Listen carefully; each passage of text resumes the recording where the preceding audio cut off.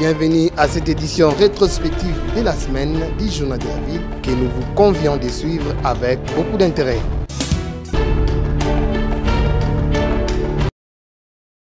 Au total, 9 908 candidats finalistes des écoles de santé, IM et ITEM sur l'ensemble du territoire national de la RDC prennent part aux épreuves du jury national de fin d'études secondaires qui ont débuté ce lundi 11 juillet 2022.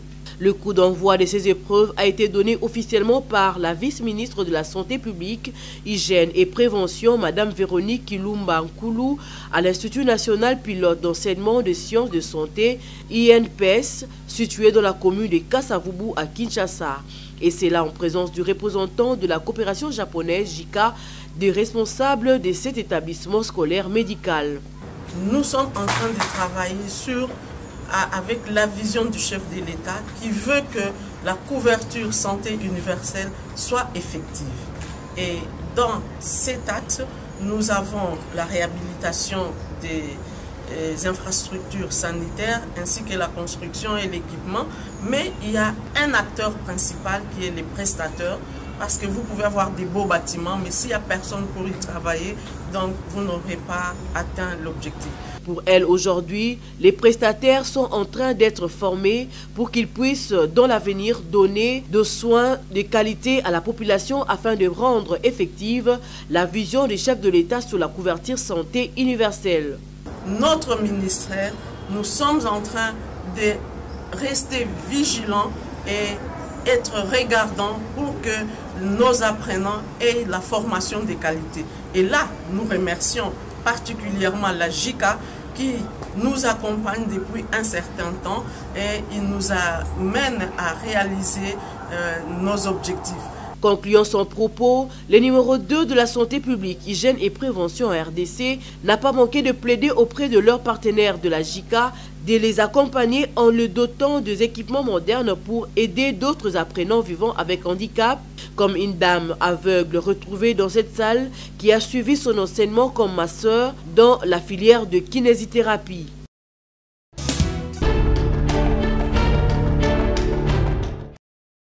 Le Premier ministre Jean-Michel Sama Lukonde a clôturé officiellement ce mardi 12 juillet 2022 la quinzaine de l'enfant africain à l'Académie des Beaux-Arts à Kinshasa.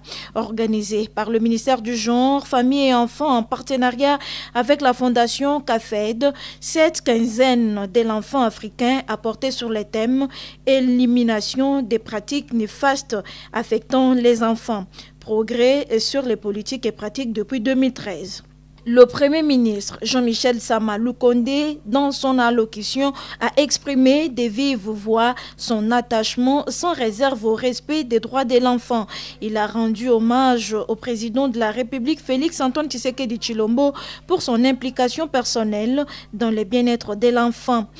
C'est avec une immense joie que je me joins à vous, partenaires nationaux et internationaux, œuvrant en faveur des enfants en République démocratique du Congo, dans ce beau cadre de l'Académie des Beaux-Arts, pour marquer mon attachement sans réserve au respect des droits de nos enfants, à l'occasion de la 23e journée internationale de l'enfant africain.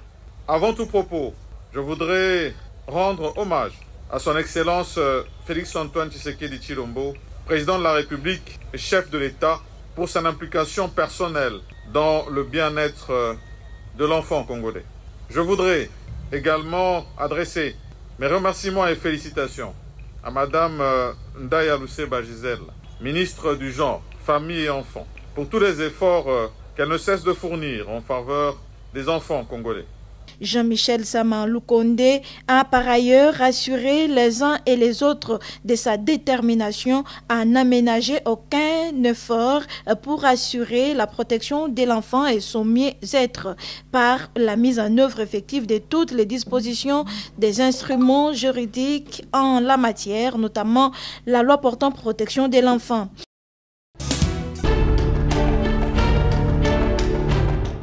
5e vague de la Covid-19 en République démocratique du Congo, la situation est calme et le coordonnateur du secrétariat technique du comité multisectoriel de la riposte contre la Covid-19, le célèbre professeur Jean-Jacques Mouyembe, demande à la population d'être toujours vigilante et surtout de se faire vacciner.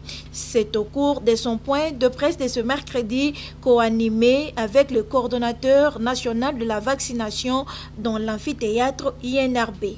Mon message vraiment sera un message d'apaisement. La situation est toujours calme, mais comme d'habitude, nous disons que nous devons être prudents parce qu'il est possible qu'il y ait encore une 6e vague parce que le nombre de cas en France, en Belgique, ne fait qu'augmenter. Et donc, il y a beaucoup de risques que les passagers viennent introduire ces virus de façon beaucoup plus importante, n'est-ce pas, dans notre pays.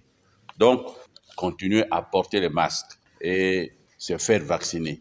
La République démocratique du Congo connaît une amélioration dans la vaccination, reconnaît le coordonnateur national de la vaccination, Dr Alain Gachi, qui invite ceux qui ne se sont pas encore vaccinés de les faire également. On a pu, en 3 mois seulement, vacciner 2 600 000 personnes. Et au mois de mai, un seul mois, on a vacciné 1 100 000 personnes. Donc, vous pouvez vous imaginer de l'année passée, quand on parlait encore de 4 000 personnes vaccinées par mois, et maintenant on commence à parler d'1 100 000 personnes vaccinées par mois. Maintenant, c'est toutes les 26 provinces qui vaccinent en routine. Donc, en tout cas, on est très, très bien parti. Le célèbre professeur Jean-Jacques Mouyembe, qui a rendu de loyaux services à la nation congolaise, surtout dans la maîtrise des différentes épidémies, a attiré l'attention de la commission communication des risques et engagement communautaire grec, dirigée par Marie-Claire Fouello, qui lui a remis un cadeau juste pour lui dire merci. Et un prix intitulé Jean-Marie Blaise, riposte Covid-19, remis à la présidente de la Grecque, Marie-Claire Fouello, pour le travail qu'elle ne cesse d'abattre auprès des communautés pour lutter contre la Covid-19. Un moment de joie qui restera gravé dans les annales INRB, équipe riposte.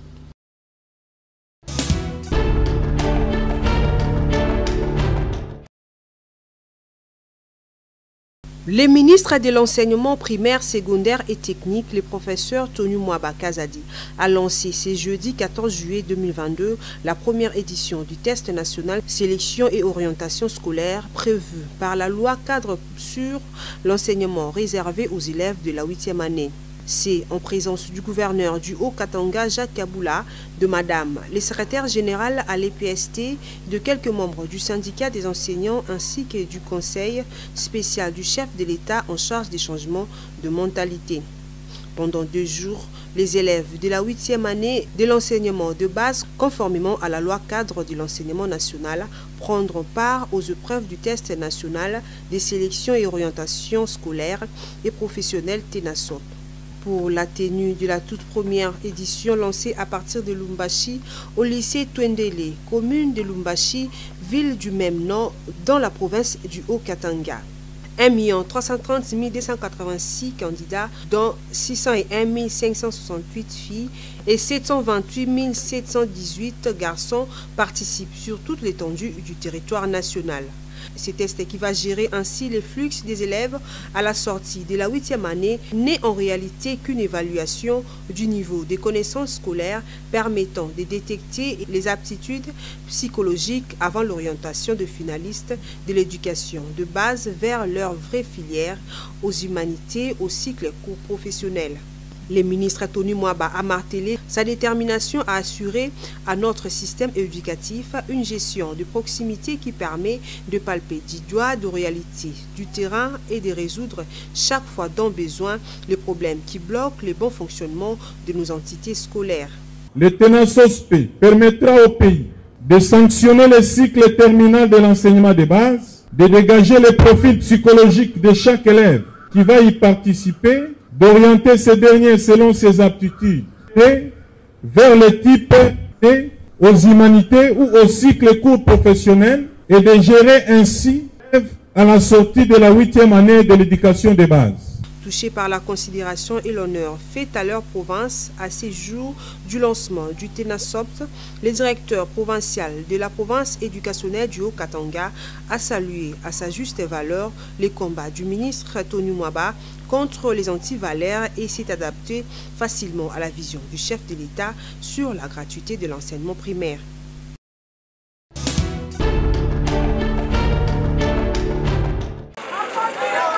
À la demande du président de l'Assemblée nationale, l'honorable Christophe Mbosoko Diampouanga, le directeur général de la Société nationale d'électricité SNEL SA, Jean Bosco Kayombo Kayan et l'honorable Suel Mbemba, directeur des cabinets du président de l'Assemblée nationale, se sont rendus ce mardi 12 juillet 2022 au camp Luka, dans la commune d'Engaliema, afin d'évaluer l'état d'avancement des travaux en cours de réalisation dans le cadre du projet de l'électrification de ces quartiers, conformément à la promesse du chef de l'État.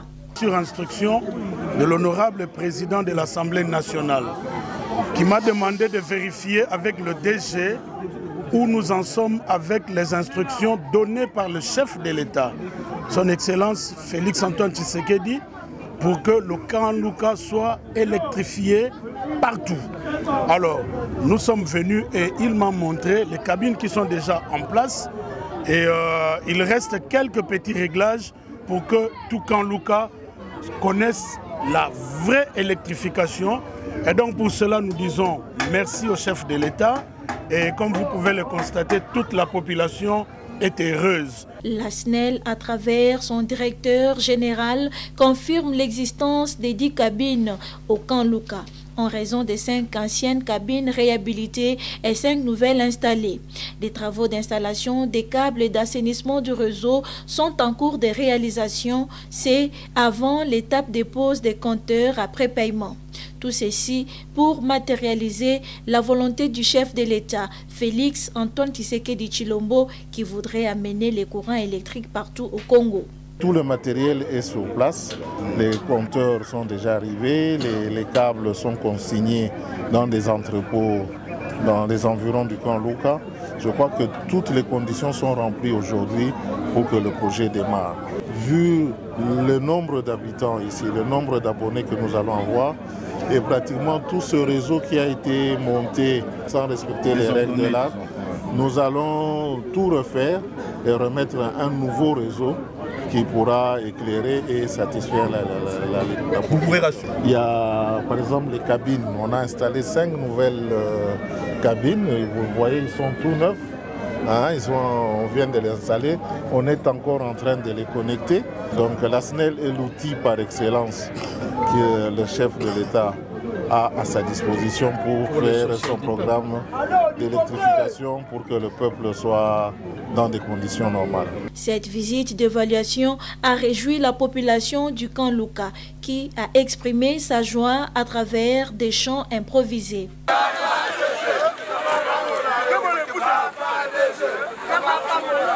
Il faudra noter aussi que la population de camp Luka a accompagné le DG de la SNEL, Jean Bosco Kayombo Kayan, et l'honorable Samuel Mbemba tout au long de leur visite.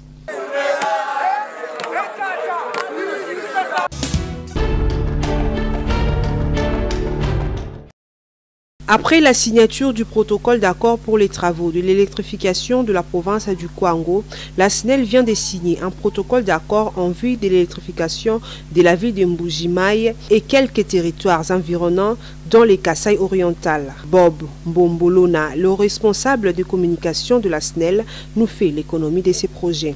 Nous vous avons montré la fois passée la signature du contrat entre la Société nationale d'électricité et un prestataire qui avait gagné le marché, qui a gagné 2 lots. Les 2 lots consistaient en la construction de la ligne qui part des lignes moyenne tension qui partent des centrales Toubi-Toubidi. C'est pour ramener de l'énergie dans la ville de Mbujimayi et dans des localités environnantes. Vous avez vu ces contrats, vous avez vu ces prestataires. Aujourd'hui, en fait, c'est parce que les choses doivent aller le plus vite possible.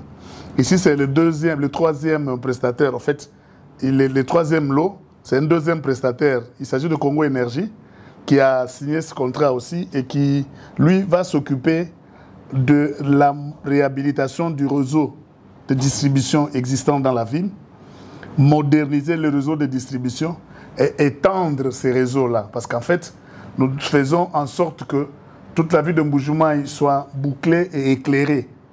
Vous savez que la SNEL, c'est l'instrument par excellence pour la matérialisation de la vision du chef de l'État en ce qui concerne le projet Mwinda. Et vous allez voir que dans 10 jours, on va nous présenter le plan de comment ils vont travailler. D'ici la fin du mois, on lance les travaux et les amis de Mbuji-Mayi auront de l'électricité. Vous savez que nous sommes l'instrument par excellence pour matérialiser cette vision. C'est pourquoi nous disons ici, il a dit, il a promis et il le fait. Nous avons reçu ces instructions et nous matérialisons ces instructions. Vous allez voir que d'ici, là, les amis de Mbuji-Mayi vivront l'électricité comme partout ailleurs en RDC.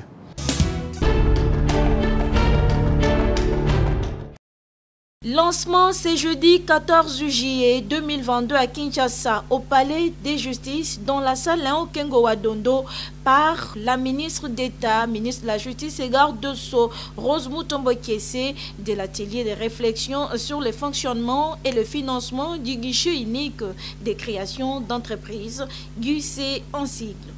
Le coordonnateur de la cellule des climats des affaires de la présidence de la République représenté, le vice-ministre de la Justice, le directeur général de l'ANAPI et la FEC, tous ont pris part à la cérémonie du lancement de cet atelier qui va permettre aux participants d'approfondir la réflexion sur le fonctionnement optimal du GUC, structure étatique, et sur les mécanismes de financement. Dans son mot d'ouverture, la ministre d'État, ministre de la Justice et garde de Sceaux a de prime abord rendu hommage au chef de l'État, Félix Antoine Tshisekedi Tshilombo, pour sa ferme détermination à améliorer les climats des affaires en République démocratique du Congo. Comme vous le savez, la République démocratique du Congo est résolument engagée dans le processus d'implantation d'un environnement des affaires qui garantit la sécurité juridique et judiciaire non seulement aux opérateurs économiques, mais aussi aux consommateurs.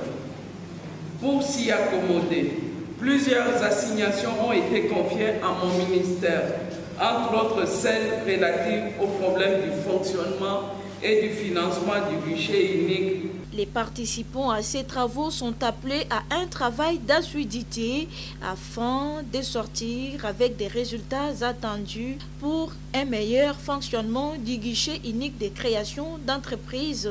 GUC, insiste Rose Mutombo Kessé, ministre d'État. J'attends de vous un état des lieux de sa situation globale. Du point de vue de son fonctionnement, je suis persuadé que les recommandations que vous produirez quant à son statut juridique comme établissement public ou service public permettront au gouvernement d'élever l'option la plus avantageuse pour l'amélioration du climat des affaires en République démocratique du Congo. Il est de noter que les travaux sur la réflexion du fonctionnement et financement du guichet unique des créations d'entreprises vont se dérouler pendant 2 jours, soit du jeudi 14 au vendredi 15 juillet 2022.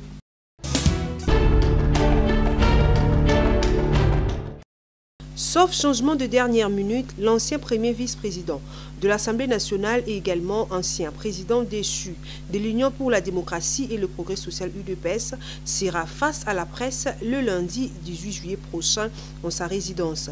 Une réapparition après 4 mois de silence suite à la grogne qu'il avait opposée à son parti politique et la famille présidentielle. D'après une source proche de ces derniers qui s'est confiée à la presse, il pourrait faire l'annonce de son parti politique qui serait aligné dans l'opposition. Alliance pour les changements, AC, serait le nom que porterait le nouveau parti politique de Jean-Marc Kabound à Kabound après son éviction de différents postes qu'il a jadis occupés que ce soit au niveau de la Chambre basse du Parlement ou encore au sein de son ancien parti politique, l'UDPS.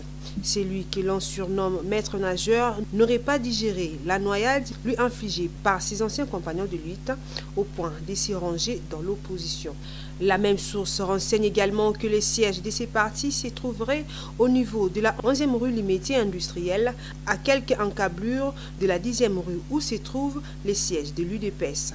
Autre sujet qui pourrait être abordé au cours de ces face-à-face avec les journalistes, l'épineuse question du différend qu'il a opposé à son parti. Jean-Marc Abound devrait livrer les dessous des cartes de ces dossiers.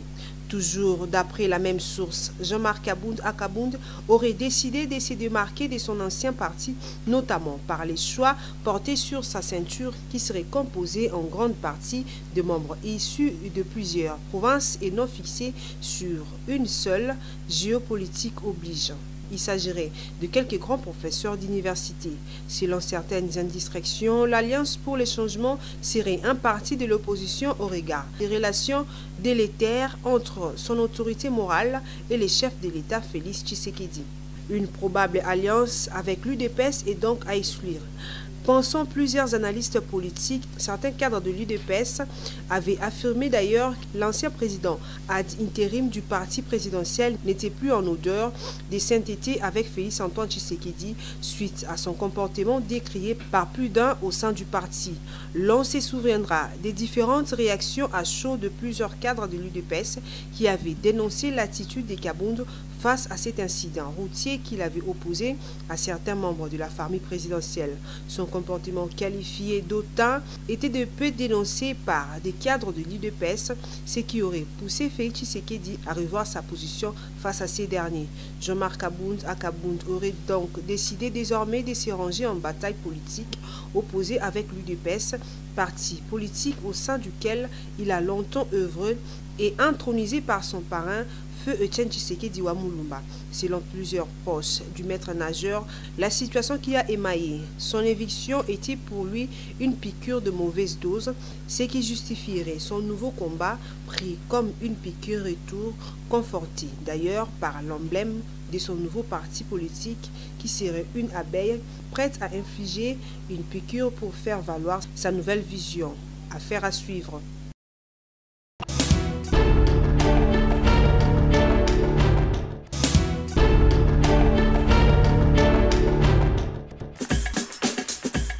Fin de cette session d'information rétrospective de la semaine du Journal de la Ville. Merci de nous avoir suivis et déjà, nous vous disons bon début de la semaine.